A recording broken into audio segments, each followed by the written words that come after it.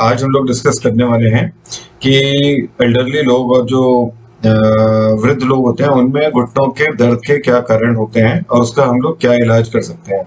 मेरा नाम है डॉक्टर मनीष वार्ष्णेय और मेरे साथ हैं मेरे सहयोगी और बहुत अच्छे मित्र डॉक्टर रोहित शर्मा। तो हम दोनों मिलकर आज आपस में डिस्कशन करेंगे जिससे आप लोगों को भी समझ आएगा कि घुटने के दर्द के क्या कॉमन कारण होते हैं और उम्र के साथ ये लोगों को क्यों होता है, इसके कारण हमें क्या प्रॉब्लम्स हो सकती हैं, इसका इलाज कैसे करा सकते हैं, ना कराएं इलाज तो क्या प्रॉब्लम हो सकती हैं और अगर इलाज होता है तो कौन सा इलाज कराना चाहिए और किस इलाज से आपको सबसे ज्यादा फायदा हो सकता है।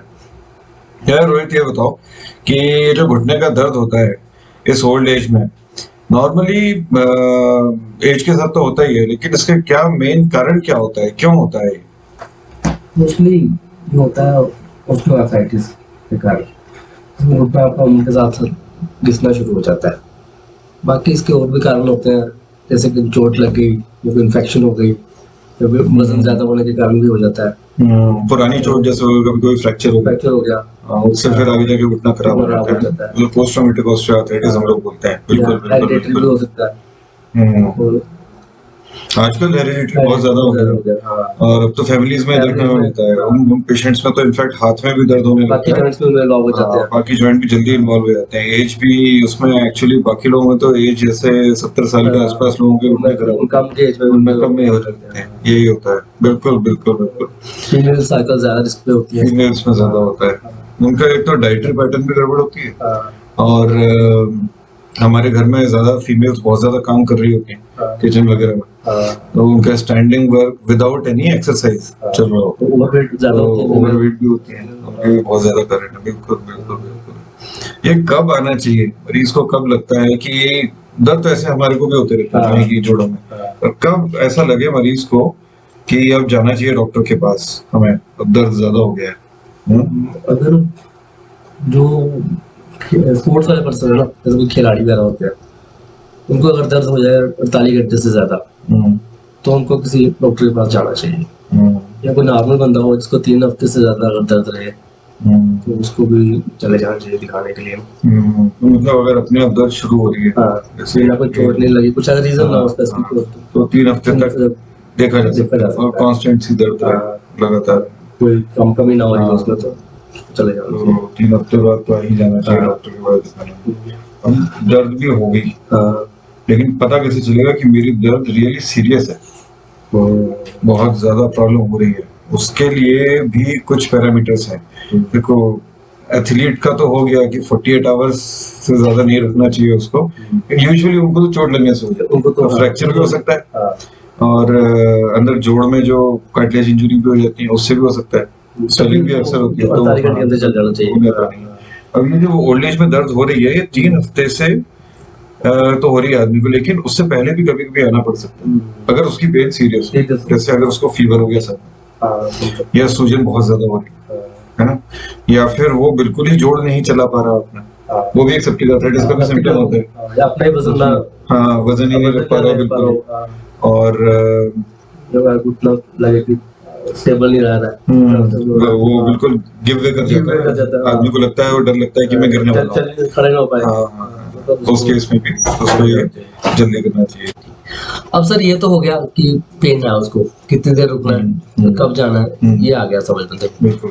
बट अब उसने ये कैसे पता चला कि पेन आर्थराइटिक है, आर्थराइटिस से है पेन, उसको कुछ हो रहा है? हम लोगों ने जो अभी डिस्कस किया है कि सीरियस पेन क्या होती है वो तो हो गया, मगर आर्थराइटिक नी पेन क्या होती है? एक्चुअली उसमें होता ही है कि आदमी को दर्द होता है, सिंपल सा दर्द चलता रहता है जो कई बार मौसम के हिसाब से चेंज होता है, जैसे ठंड में ज्यादा महसूस होता है, प्लस इस दर्द के साथ ना आदमी की चाल में बदलाव आ जाता है।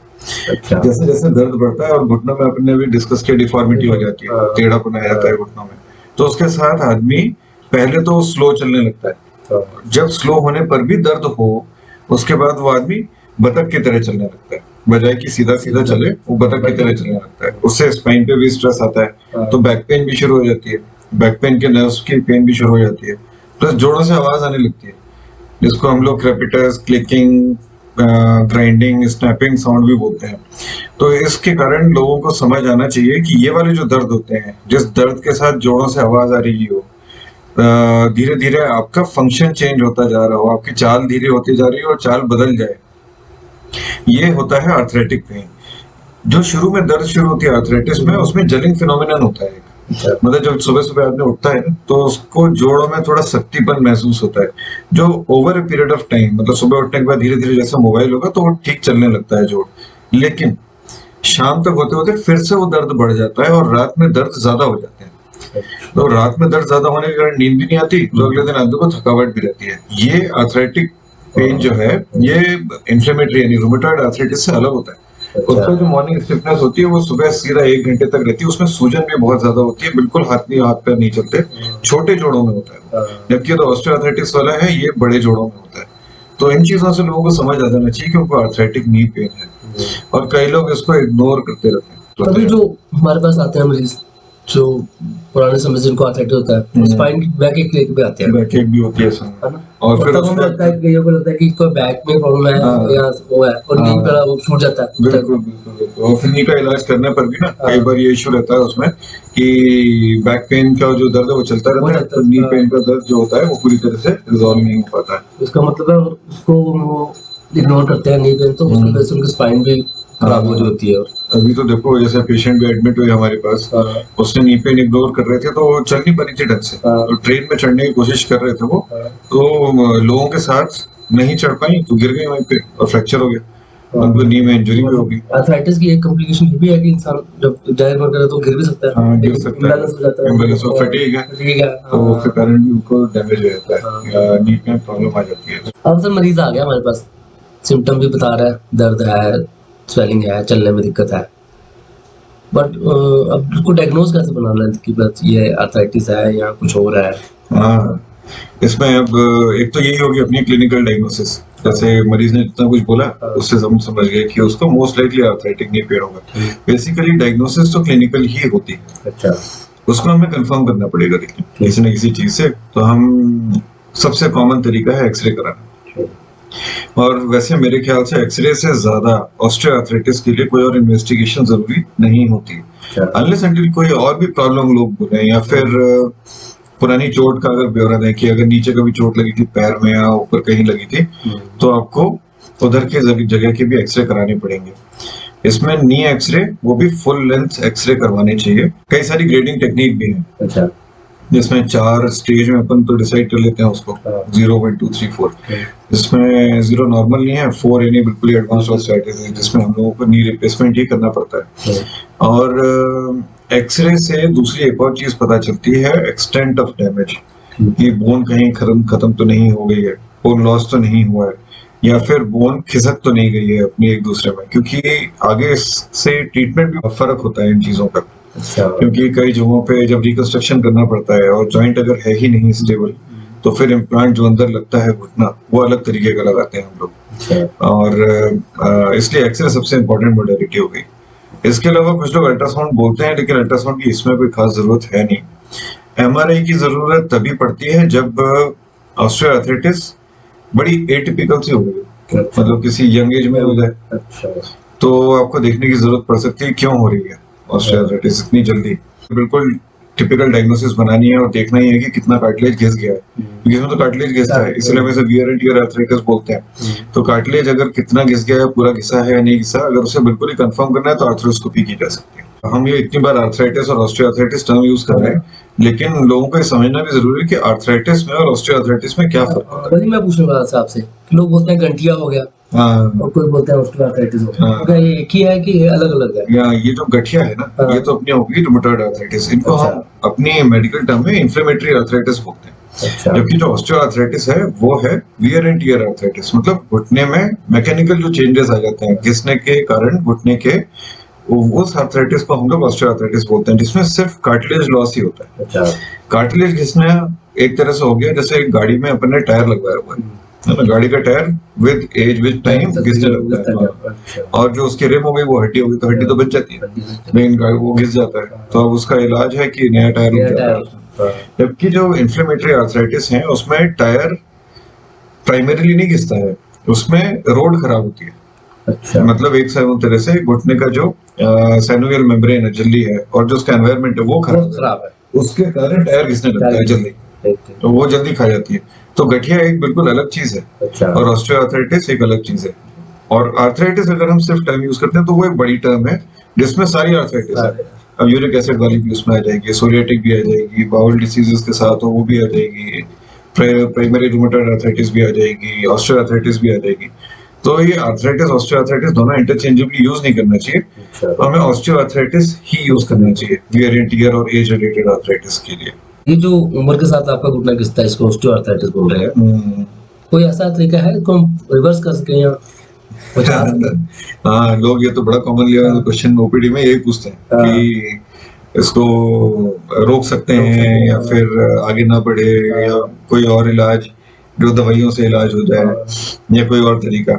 ऐसे अभी तक मेडिकल साइंस इतनी एडवांस नहीं हो पाई है कि हम लोग स्टेज 4 आर्थराइटिस को वापस कर पाए। स्टेज 2 में जहाँ पे फोकल कार्टिलेज डैमेज है, देखो ऐसा है, पूरी बोन अपन को पता ही है, ये ऊपर वाली फीमर और नीचे वाली टिबिया दोनों पे ही कार्टिलेज बन जमा हुआ है। अगर ये पूरा ही कार्टिलेज डैमेज हो जाए तब हम कहेंगे स्टेज 4 आर्थराइटिस हो गई, है ना। लेकिन शुरुआत में तो वो सब जगह नहीं होता, जैसे टायर भी पूरा एक साथ थोड़ी घिस जाता है, कहीं कहीं पे ज्यादा घिसता है, कहीं पे कम घिसता है। तो ऐसे कार्टिलेज भी कहीं कहीं पे घिसना शुरू होता है, बाद में धीरे धीरे सारे खत्म हो जाता है। तो जो फोकल आर्थराइटिस है जो स्टेज 1 स्टेज 2 में रहती है, उसके लिए यंग पेशेंट्स में ट्रीटमेंट अवेलेबल है, उसमें कार्टिलेज ट्रांसप्लांट कर देते हैं, नया कार्टिलेज लगा सकते हैं। तो उसके लिए आप कार्टिलेज निकाल लो उस पेशेंट का और उसको बाहर लैब में भेज दो, वहां पे नया कार्टिलेज वो लोग ग्रो कर लेते हैं, फिर उसको लाके चिपका दो। बहुत लंबा प्रोसेस है और बहुत कॉस्टली, ठीक कुछ 8-10 लाख रुपए या 12 लाख का होता है, लेकिन वो सिर्फ यंग एज में ही चलता है। अब हमें चाहिए कि ऑस्टियोआर्थराइटिस जो ओल्ड एज में एज रिलेटेड हुई, क्योंकि आज हम वही एल्डरली नी पेन की बात करें, तो जो ओल्ड एज में जो ऑस्टियोआर्थराइटिस है जो स्टेज 4 की हो गई, वो रिवर्स नहीं हो सकती। अभी तक हमारे पास कोई मेडिसिन नहीं आई है। लोग कई सारी दवाइयां देते हैं, ग्रीस की दवाई, घुटने के फ्लूइड की दवाई, घुटने में इंजेक्शन, ये सब टेम्परेरी रिलीफ हो सकता है कोई दे दे, या फिर मोस्टली ये प्लेसिबो इफेक्ट ही चल रहा होता है। लोग दवाई खाते हैं, उन्हें लगता है कि हाँ उन्हें कुछ फर्क पड़ रहा है, लेकिन एक्चुअली कुछ होता है। इसको रिवर्स करने का अभी तक तो कोई तरीका है नहीं, मगर आगे हाँ फ्यूचर में जरूर कुछ ना कुछ आ सकता है। एडवांसमेंट तो बहुत ज्यादा चल रहा है। बियर एंड टियर जैसा जैसा होता जाएगा, एज बढ़ती जाएगी और ये बढ़ता जाएगा अगर आप ट्रीटमेंट नहीं लेंगे इसका कुछ, तो इसका मतलब इसकी तो बड़ी सीरियस कॉम्प्लिकेशन होती जाएंगी। जैसे जैसे अल्टीमेटली तो पेशेंट जो है वो बेड रिडन हो जाएगा, डायरेक्ट डेथ तो नहीं होगी इसकी, बट मॉर्बिडिटी एकदम से बड़ी ज्यादा बढ़ जाएगी। बिल्कुल, तो कोई कुछ काम होगा सब तो करने के लायक नहीं रह पाएगा, अपनी केयर भी नहीं कर पाएगा सर। तो अगर कई बार होता है वो डॉक्टर के पास इमीडिएटली नहीं जा सकता है, कुछ चीजें ऐसी भी होंगी जो थोड़ी देर के लिए उसकी चीजों को, बीमारी को रोक सके कुछ टाइम के लिए, उनके सिम्टम्स थोड़े रुक जाए, थोड़ा पेन कम हो जाए। तो कुछ ऐसे भी चीजें होंगी जो वो कर सकता है, लगा ले या गर्म का सिकाई कर ले, जिससे भी फायदा अच्छा लगे जिससे तो भी वो कर ले। सबसे मेरे ख्याल से इम्पोर्टेंट है अगर वो वेट अपना काम कर सके, बहुत जरूरी है, बहुत जरूरी है ना, बहुत जरूरी है, क्योंकि उससे सबसे ज्यादा स्ट्रेस पड़ता है घुटने पे, तो वेट कम करना है, वेट ज्यादा होना मेन रीजन है। बट जो मरीज आते हैं ना वो बोलते हैं हमें घुटने में इतनी दर्द है कि हम चल नहीं पाते। अब चल नहीं पाते तो वेट बढ़ जाता है, तो वो कैसे अपना वो कैसे करें अपना वो। बिल्कुल बिल्कुल बिल्कुल, उसके लिए वही जो हम लोग समझाते हैं कि देखो चल नहीं पाते ये तो हो गया, अब नहीं करा जा सकता वो काम, आपको नॉर्मली चलना ही होता है जिसके लिए वेट कम, जिससे वेट कम कर सके। तो आप एक काम करो, कैसे भी आपको अपनी एनर्जी और फैट तो कम करनी है, तो एक स्टेशनरी साइकिल खरीदो। उसमें रिकमेंडेड होता है कि इनिशियली स्लो स्टार्ट करना है उसको, बट आगे जाके मिनिमम 40 मिनट्स की स्टेशनरी साइकिलिंग डेली होनी चाहिए। ये जो स्टेशनरी साइकिलिंग होती है ना, इससे बैक पेन भी कम हो जाता है और बैक की मसल्स भी स्ट्रेंथन होती हैं, क्योंकि थाई मसल्स भी बड़ी स्ट्रांग होती हैं। तो घुटना जब अगर कभी ऑपरेशन कराया किसी ने घुटने के लिए, तो उसको मसल्स भी स्ट्रांग चाहिए क्योंकि घुटना चलाना है।